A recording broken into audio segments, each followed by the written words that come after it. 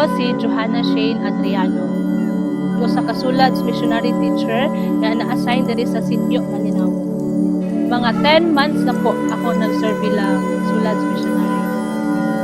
Sa 10 months na ako pagpuyo diri sa Malinaw, nakita na ako ang kinahanglanon diri sa ato ang cottage, sa ato ang puloy-anan sa mga maestra. Kay pag magtulog ang mga maestra, mga kaigsuunan, na-experiensyahan namo nga makamatami sa gabi ay nagtulo na ang atok nga kay naa siya mga buslot lang ang bubong nga anahaw ang dinamit.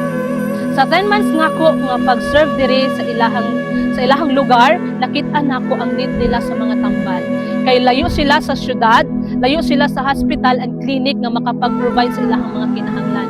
Like sa mga simple nga ubo, hilanat, mga sakit sa tiyan, sakit sa balat, dili na ma-aksyonan kaagad kay layo ang ilahang lugar.